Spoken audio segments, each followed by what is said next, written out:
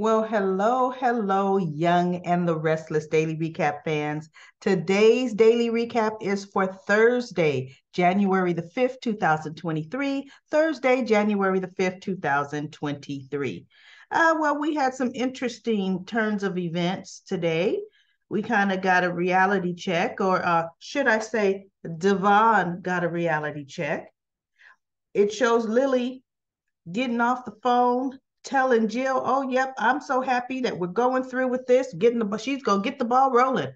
She's in a meeting with Audra, telling Audra, "Look." No, so she gets off the phone and Audra says, "So are we a go?" Lily's like, "We're a go." So Audra's like, "Yes, okay, I'm gonna do this, I'll do that, and I'll do that." And they're just so happy.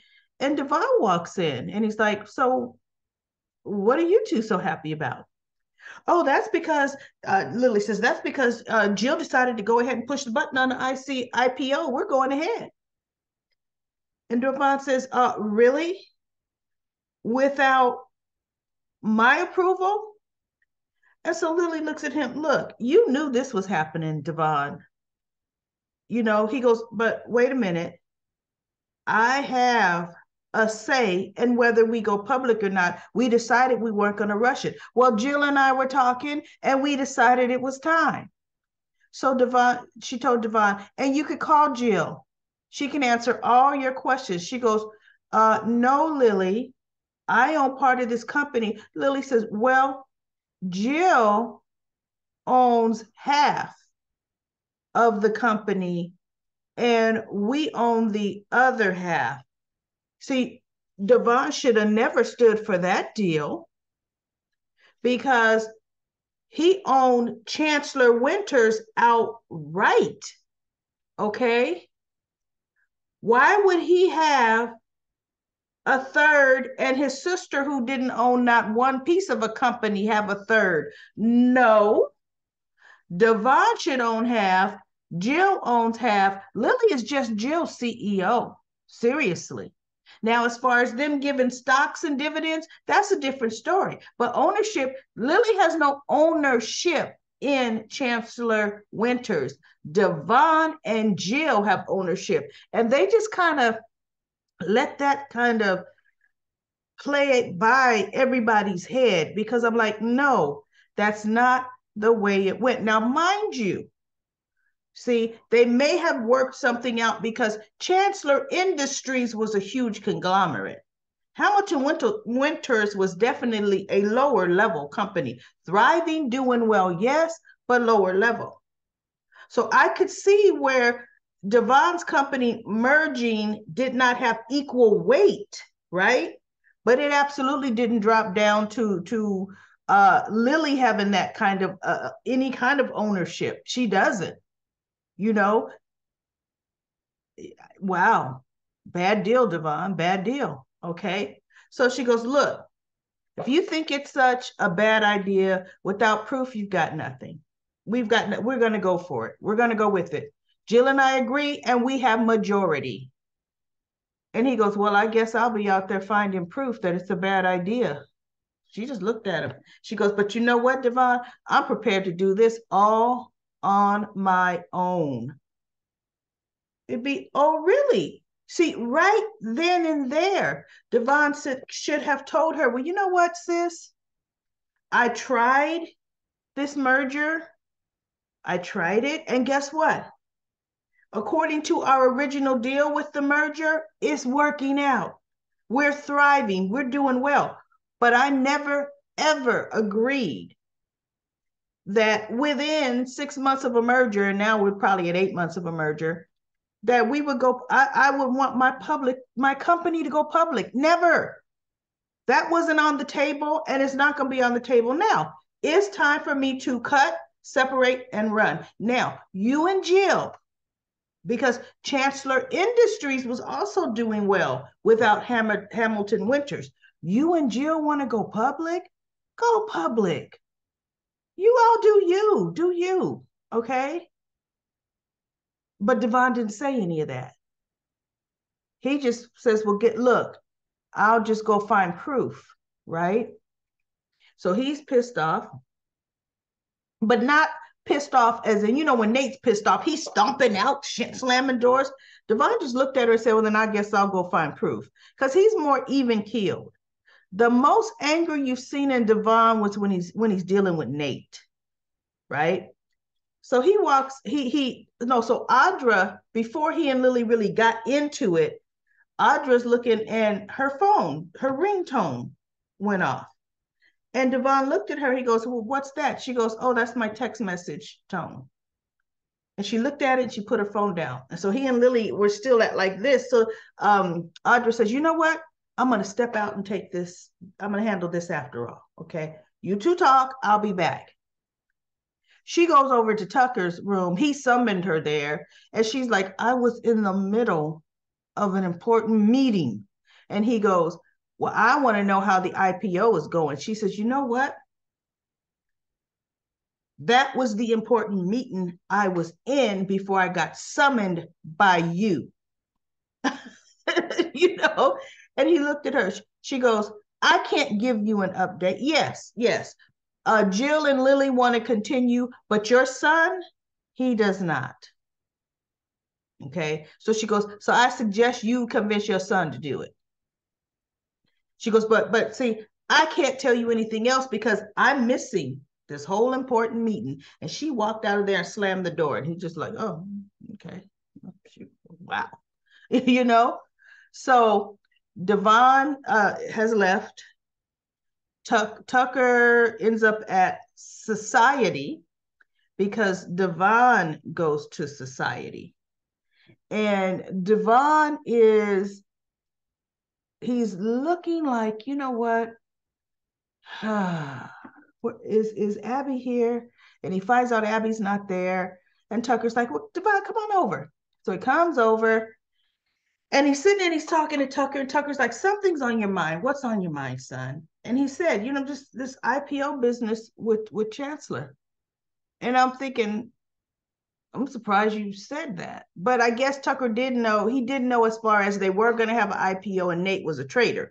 That's common news. He doesn't know that. He goes, I'm not for it. I don't agree to it. It's not a good move for me. So he did kind of say Jill wants to proceed, right? But I'm not going to get into all the details with you.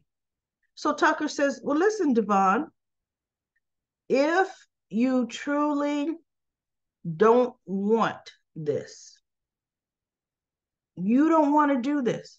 He says, you certainly have the money and the resources to pull Hamilton Winters out, buy your company out of that, and take full ownership of your own company again. If this is not working out, don't do a business deal that you don't feel comfortable doing. And Tucker was like, but you know what? He goes, but Tucker, you know what? I really didn't come for your advice. And Tucker goes, no, and you know what? You're right. You make really good business decisions. You will make your own decisions on this. He says, I'm just saying. So Tucker just proceeded to still talk about giving Devon advice. He's like, Devon, you're your own man, and you've always been your own man. I'm just saying it would be a shame for you to change that, right? Or you're already changing it, but you're not liking the direction they're going. Just don't go that direction. You can do you. So Devon stood up and he was kind of like, you know what? You actually have given me a lot to think about. See, I think Devon has been so caught up in this whole Abby sleeping together, Amanda leave, his whole personal life, he's dropped the ball, and Chancellor Winters has just kept right on rolling without him, and rightfully so. If you can't keep your eye on your business or your portion of the business interest, then it does deserve to keep rolling right on without you, right? But now he's waking up and he's like, oh, no. So he stood up and he told Tucker, thanks, thanks, man, thanks for talking to me. And Tucker goes, anytime, son. Well, all of a sudden, you hear this ringtone on Tucker's phone. Tucker picks it up, looks at it, and puts it down. And Devon goes, that's an interesting ringtone. And he goes, yeah, I think it came with the phone. He goes, oh, hmm. So Devon walks outside of society.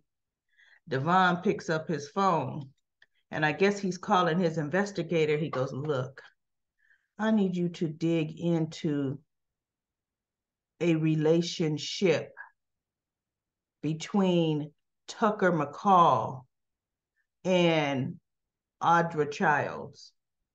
He caught it. They both have the same ringtone for each other. Devon caught it. So he's getting ready to see once again, and probably what's going to happen is Devon is going to figure it out and take it to Lily. But see, Lily and Jill are going to already be proceeding while Devon is finding out, right? And they're probably going to almost lose everything before Devon is able to bust out Tucker, okay? And then after that point, Lily will have all the egg in her face that she could ever handle. Jill too, but see, Jill is so far off jet setting. Jill don't have a problem saying, that's what I got you guys with boots on the ground for. You should have seen this. You should have prevented this. You know, she takes no responsibility for bulldozing ahead on something the company does not need. Right? And let's be honest. This is the largest company that Lily has ever run. She's only been running it not even a year. Jill is really naive to think she can handle the massive growth an IPO would bring, right? They're publicly traded. Because see, then the board of directors would come in and they would look at Lily's resume and say, well, no, we got to get a more qualified CEO because you don't have the experience nor the college degree. I think Lily went to college. I think because she got into modeling. Then she got married young with Kane. And then we dealt with the cancer thing. I don't think she has a degree. Not that. Successful business people must have college degrees, but understand this. Lily had no experience running a company. ChanceCom with her and Billy was the first. This is her first on her own with Chancellor Industries. So you know what? It's going to become what may with that whole situation. And I can't wait to see what is going to happen beside, you know, in the downfall, because there is going to be some fallout. So I'm happy to say, and I'm happy to see that there's going to be some fallout. So now, Daniel, something else is up with him. Something else happened, everybody, with the breakup between him and Heather. See, and it has to be something that possibly Heather hasn't even told her parents, because Christine did mention that, yes, Heather told us, you know, that she and Daniel were separated and the problems they were having, but obviously not, there's something deeper, okay? Because Daniel texts Heather, I'm very excited about this new direction. Lucy will love it too. And then it says Daniel Romalotti to head chance. He kind of did a little news blurb. So then Heather replied, happy for you, but Lucy needs more time. What happened with Daniel's daughter? Something happened? Like he said, he really got heavy into drinking. Did he just become a very abusive drunk? I don't know. But he's hiding it. Mr. Want to give everybody else advice, right?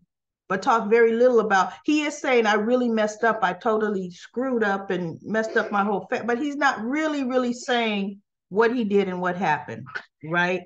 So that's interesting. That text was kind of interesting to me. And then we have Summer. Summer comes into the office and, you know, Diane and Kyle are walking in. Diane is all happy. Oh, I miss this love. She's just the lady of the manor at Jabot or Marquetti. So Summer walks up. Kyle, we need to talk. She looks at Diane. Diane goes, hi, Summer. Diane. We need to talk, Kyle. And so Kyle says, well, what about? And so she goes, I've been waiting for you. And he goes, oh, yeah, I decided to take my mother out to breakfast this morning. See, not your wife. Remember, they used to be glued to the hip, right? Let's see, look what time it is. My dog's starting right now, right? She's been quiet all evening, but I'm doing the webinar. So now we got to start. Anyway, so Summer looked at him like, oh, really? And then he goes, and so she decided I wanted her to take a leave of absence, but she decided she wanted to come on into work. Well, yes, I just love this place. I love Marchetti. And Summer's just looking at her. You can see it. It's like you cut the tension with a knife. And Diane is actually seeing it too. So she goes, well, Kyle says, what is it you wanted to talk to me about? So Summer says, oh, Mariah wanted me to remind you that she's taken some time off because she and Tessa are going to meet the possible birth mother for the adoption. And Diane had to butt into the conversation. See, all about her. She had to butt in to bring Kyle's attention back to her. Oh, that's going to be so nice. They are going to make such good parents, blah, blah, blah. Summer looked at her and said, you don't even know them. And so she goes, but I work with them. I was on the photo shoot that they were on. Oh, she was on one photo shoot with them and she crashed their wedding. She goes, and I was at their wedding. No, chick, no, you weren't. She crashed the wedding, right? So Summer just looked at her. So Summer says, I have some files I need to get in Jack's office.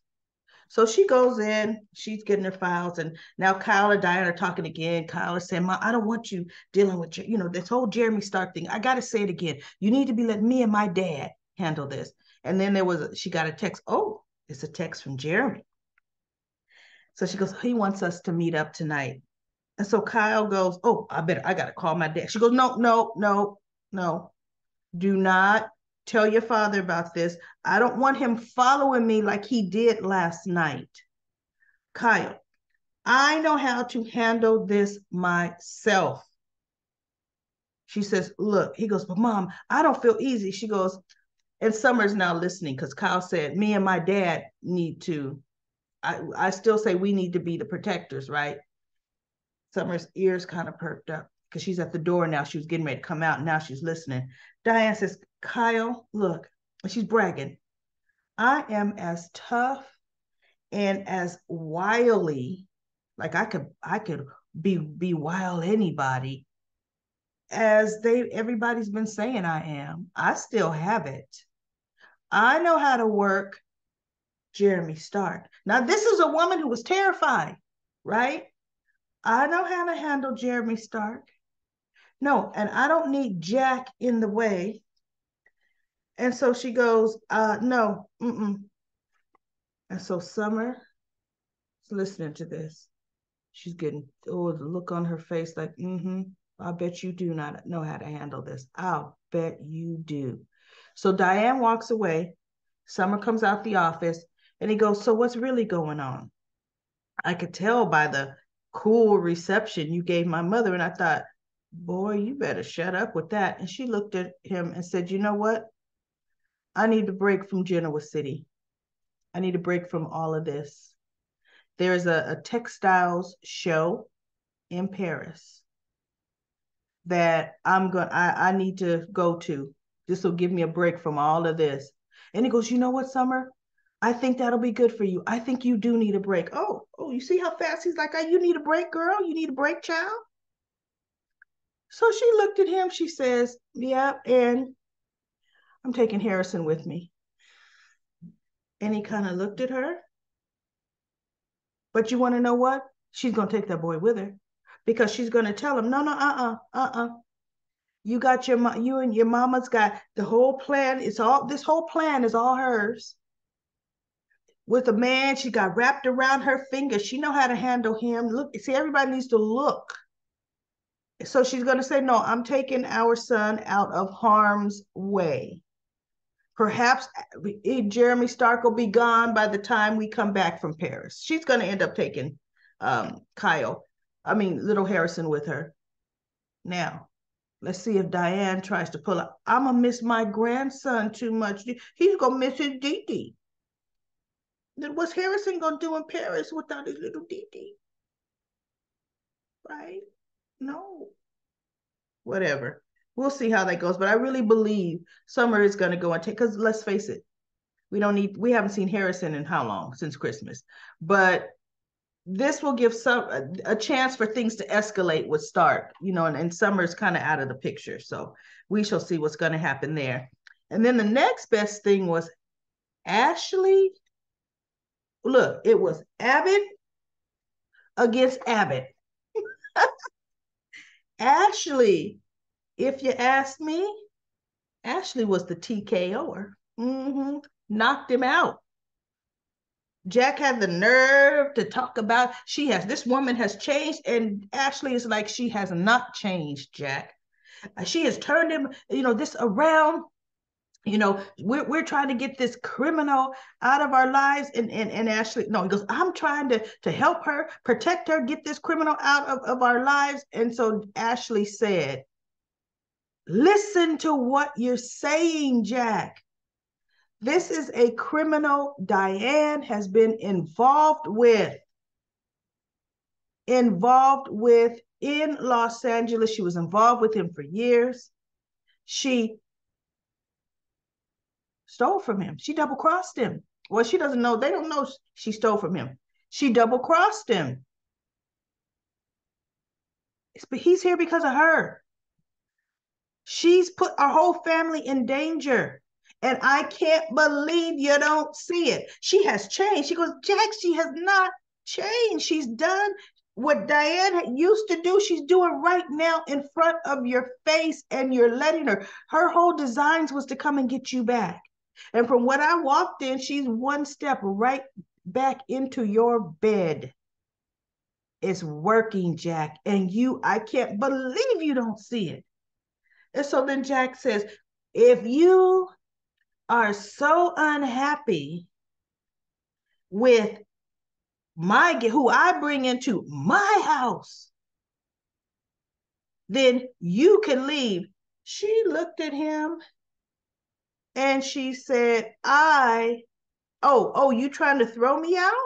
She says, I absolutely will not be leaving my family home, Jack. My family home. This is as much my house as it is your house. This is the Abbott family house, and I will not be run out of it. She says, and by the way, just to let you know, you are the CEO of Jabot, but I own that company as much as you do. She says, and I never gave approval for Diane to be working for Jabot. When actually Diane works for Marchetti, but splitting hairs. And he looked at her. She says, Diane is not welcome in this house, and Diane is not welcome in our company. And I'm telling you that, Jack, right now. So we are going to see, they are really getting ready to, because see what this is going to do, this is going to really put a divide. Because Ashley, especially when she folded her company back in with Jack's, Jack still has the majority say. But now this will kind of give Tucker a little more leeway, this division that's happening. This is the kind of thing that Tucker was thriving on. So we're going to see exactly what happens with, it's Abbott versus Abbott is heating up. And it's heating up really well. And Diane is going to just really try to goat Ashley being Diane. And it's going to be good because Ashley will not give up. And what I love about it is she is standing her ground. Go, Ashley. Go, Ashley. Thank you. See, Phyllis can't. And Phyllis is way too volatile. But Ashley is digging in here. What did you say? So I loved it. Let's go to Comment Corner. I think I covered everything, all the hot topics. You know, we had Sally and Adam talking. That wasn't even enough for me to even talk about. But anyway, Ditos. Dito says, I hope this comment gets through. Yes, it did. Thank you, Libby. You noticed that Summer is no longer drinking. Mrs. Martinez, this stupid pill spiked coffee. She finally got a brain and stood up to Kyle a little bit. At least she's getting her spirit back. And instead of lying down like a rug for Kyle all the time, I can't believe I'm going to say this, but I miss Hunter King. You know what, though? But Hunter was so pouty. And Hunter was so helpless. Seriously, Hunter just stomped her feet more and pouted because, see, it was Sally and Tara Locke was able to run circles around Summer. This Summer, to me, is more mature. She was just trying to be this doting wife because until Diane's perils came on their door, Kyle adored Summer. Remember, Kyle had to have this second wedding. He wanted to do it for Summer, but it's like what Tracy told him, oh, you really want to do a wedding so your mother could attend. Oh, was that it really, Kyle? Was that it? Is that why you wanted the vow renewal? Says, I can't wait. Let me see. Lily is making me mad. Devon should have been in that conference call with Jill and Lily. I know. After all, he owns part of the company, and he should have equal say about this going public. They are running all over him. I sure hope he figures all that out and takes his toys and go home. By the way, everybody, give the Daily Recap Lady a new subscription. Yes, if you haven't subscribed, subscribe, or just give some great thumbs up on the videos. Thank you so much, Ditos. And I'm so happy your comments are going through. I don't know what could be happening. You know, I think it's still they're getting their algorithms together and everything together with this whole, what is it called? Well, now you had to pick your own handle. I think some of that stuff is still being lost in translation because I'm not seeing all the comments. And I mentioned that last week that I wasn't seeing all the comments. Libby says, I can see your comment, Ditos. For those who don't know, it's free to subscribe. I don't know of any other YouTube channel where the host engages with their followers. This channel is special. And any other channel where the host doesn't cut even when her dog is just getting on her nerves. Pill Spike Coffee, LOL, go Summer. Lily is such a disappointment to me. She's been one of my favorite characters, but she's gotten off track. Yeah, the writing for her is, she's naive, but Lily's always been naive. Looks like she was running late for their counseling appointment too. For her to expect Billy to instantly change just because he agreed to the counseling, that's why he needs the help. And then Hogan says, you forgot to mention Devon noticed Tucker's ringtone. Yes, he did. And how it matches IP Spy Girl, which is Audra. And Libby said, that part was really cool. I love this storyline. Anita says, Devon and Abby, ugh, waste of screen time. I don't really like Devon and Abby together either. Abby needs someone new. She had more chemistry with Lauren's son, Scott. Abby will need another surrogate because Abby's was unable to carry Dominic, haha. But we know how soap operas work. A woman is unable to carry and conceive, i.e. Victoria Newman. She was not supposed to be able to have any more kids, but lo and behold, where did little Miss Katie come from? So just because they can't, they always turn around and make it that they can later. I'm glad Ashley gave Jack a verbal tongue lashing. Jack should not be that dumb at his age. Summer's character have become soft. The writers have changed her.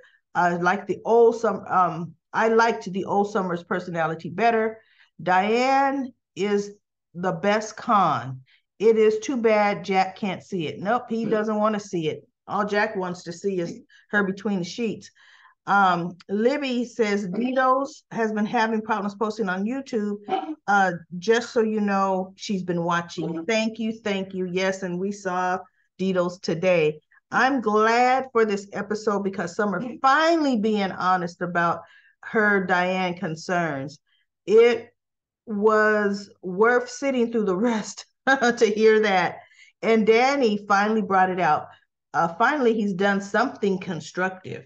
I was very sad to see little Dom wasn't at his best. I've come to count on him for happy moments. Still was a cute scene with him, Devon Tucker. They were so adorable. I love the fact when Devon was like, look, I want a hat just like his. I'm surprised Tucker didn't say that either. Loved your musing about the timeline of Devon's bed. Um, quote of the day, QOT, was regarding the bed. Plenty of other women loved it. Okay, that whole big ROTFLMO. I would never have known that, Libby. Rolling on the floor, laughing my off. I never would have known that acronym. You guys know that. So anyway, thank you so much for Comic Corner. Comic Corner. I will be back tomorrow for Friday's episode of The Young and the Restless.